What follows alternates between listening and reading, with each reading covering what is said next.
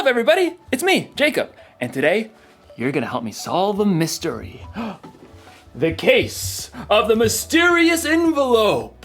Dun, dun, dun! What do you think it is? Is it a thank you gift? A prank? A peace offering? Actually, peace is what we're talking about today. Peace is proving you care more about each other than winning an argument. But that doesn't get me any closer to finding out what's inside this package. I feel like I should be wearing gloves for this. Yeah.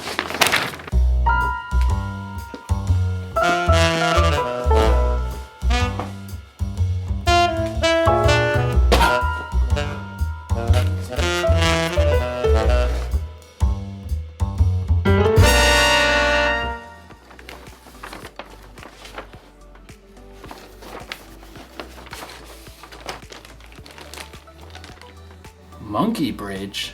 What's a monkey bridge? A few twigs and some string, but no instructions. Another mystery. Dun dun dun! I mean, clearly this is a bridge building kit. Well, maybe the sticks are the decking? But how do maybe I'm supposed to weave it together. This doesn't make any sense. I gotta get creative. I gotta think outside the box to find a solution. Actually, that's exactly what someone in today's story did. Now, how do you build a monkey bridge?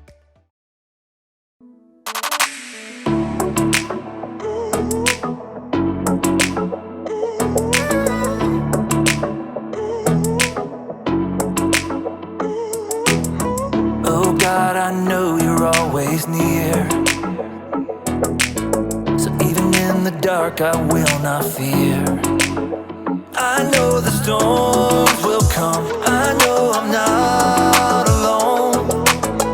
You are my strength, so I will say, you make me brave. You give me courage. I won't be afraid. I won't even worry. 'Cause you've got the whole world in your hands. You fight for me. You help me stand. You make me brave. You give me courage.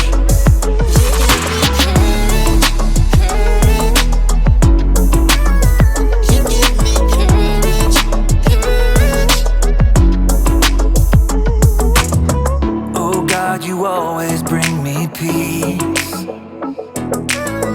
You are a fortress around me. Even when my heart breaks, even when there is pain, you will be my strength, so I will say, you make me brave. You give me courage. I won't be afraid. I won't even worry. 'Cause you've got the whole world in your hands. You fight for me. You help me stand. You make me brave. You give me courage.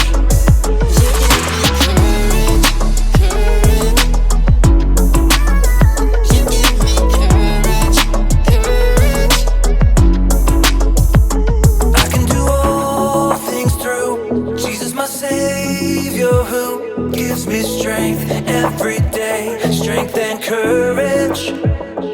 I can do all things through Jesus, my Savior, who gives me strength every day, strength and courage. You make me brave. You give me courage. I won't be afraid. I won't even worry. 'Cause you've got the whole world in your hands. You fight for me. You help me stand. You make me brave. You give me courage. I won't be afraid. I won't even worry. 'Cause you've got the whole world in your hands. You fight for me. You help me stand. You make me brave. You give me courage.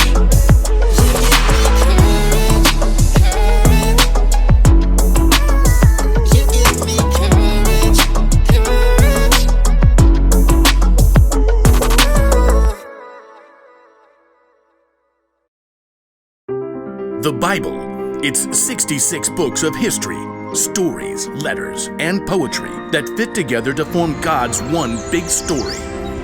The epic adventure of how He created us and loves us so much that He made a way to rescue us. As we travel through the Bible, from Genesis to Revelation, we discover people who met God and found their lives changed forever. Now, for an amazing story, inspired by the book of 1 Samuel, chapter 25. God had promised David would be king, but for now, King Saul ruled Israel. David lived his life on the run, followed by a group of misfits who had become friends and servants. One day, they arrived in the desert of Paran, near the land of a wealthy man named Nabal, who owned 3,000 sheep. We'll set up camp here, man. At first, Nabal's servants didn't know what to think. Too many strangers around these parts. We've had food and sheep go missing. But David's men were honorable. They didn't try to steal from the shepherds. In fact, David protected Nabal's shepherds from any harm. Stay as long as you like, my friend. About time for sheep shearing, isn't it? Oh, yes. Nabal will hold a grand feast when it's all over. Your men have helped us, so they should share in the celebration. David called for 10 of his men and gave them a message to send to Nabal. On it. David's messengers hurried up the mountain to Nabal's estate and were brought to stand before him. Well, what do you want? Nabal sneered down at the men while he continued to chew on a fine leg of mutton. David says, "May you live long. May things go well with you." Continue. He says, "I hear that you are clipping the wool off your sheep. When your shepherds were with us, we treated them well and protected them. Now please be kind to my men. Please give us any food you can find for us." Nabal leapt from his seat and hurled the mutton bone across the room. Who is this David? Probably a runaway servant. Why should I give bread and meat to a nobody and his men who come from who knows where? David's men returned to camp and delivered the news. Oh, no, he didn't. Oh, yes, he did. Men, put on your swords. We'll make Nabal wish he hadn't. At no time at all, David and 400 of his men were marching up the mountain to confront Nabal. It seemed there was no stopping a battle. But Nabal's wife, Abigail, was far wiser than her husband. A servant told her what he had done. David sent messengers asking for food, but Nabal shouted and was rude to them. Go on. The whole time we were near them, David's men were good to us. They were like a wall, keeping us safe. You've got to do something now, or terrible trouble will come. There's no time to waste. Abigail quickly directed her servants to gather supplies and put them on donkeys. 200 loaves of bread. Check. 5 sheep. Check. 1 bushel of cooked grain. Check. 100 cakes of raisins and 200 cakes of figs. Check. And check. Well, you go on ahead. I'll follow. The donkeys, loaded with good food, started down the mountain. Abigail got on her donkey and followed. From the valley, David and his men were approaching. Everything we've done has been worthless. I watched over this fellow's property, but he's paid me back evil for good. We'll wipe him out. As David's anger grew, though, he spotted something along the path. A pack of donkeys. What's this? It looks like they're carrying something. Food for a feast, I'd say. Behind the pack of donkeys, Abigail prepared for what lay ahead. I must stop this. The moment Abigail saw David, she slid off her donkey and fell face down on the ground before his feet. Please, let me speak. Let me take the blame for Nabal's actions. Abigail raised her eyes just enough to notice David's surprised face. He nodded. Don't pay attention to Nabal. He's always doing foolish things.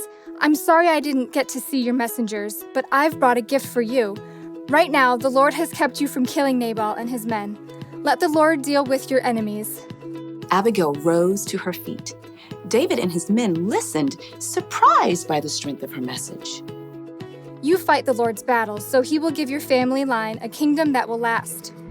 He'll make you ruler of Israel, and when he does, You won't have a heavy load on your mind about killing people with no reason. The Lord will give you success. When that happens, please remember me. Abigail took a deep breath and waited. David smiled. Give praise to the Lord. He sent you to find me. May he bless you for this. You have kept me from using my own hands to get even. David's men unloaded the food that Abigail had brought. Go home in peace. I'll do what you have asked. Abigail made her way back up the hillside to her home. She had chosen to humble herself and do the hard yet creative work of making peace. In the end, Nabal paid the high price for his foolish anger, but God blessed Abigail.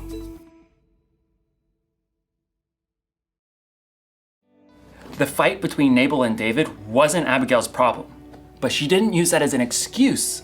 She got involved. She acted fast, and she found a creative solution. You see, just because something isn't your problem doesn't mean you can't get involved. God has given each one of us unique talents and unique ways of seeing things. So, if you see people in a fight and you're the only one who can see a way to make peace, you should help them solve that mystery. Jesus showed us how important making peace was to him when he gave his life on the cross. We can make peace with others by being part of the solution. You can help calm an argument between two people by making them laugh. You can suggest solutions to problems that others might not see. Or if a fight looks like it might get dangerous, you can find a grown-up to help keep the peace. The one thing to remember today is this: you can show you care about others by being part of the solution. So this week, be on the lookout for creative ways to build bridges between people in your small part of the world. I'm gonna have to get pretty creative myself. Here's what the bridge is supposed to look like. Mystery solved. You know, if that bridge was full-sized, I could cross an entire canyon on that one thin little rope. But first I'd need to solve my fear of heights problem. Dun dun dun! I'll see you next time.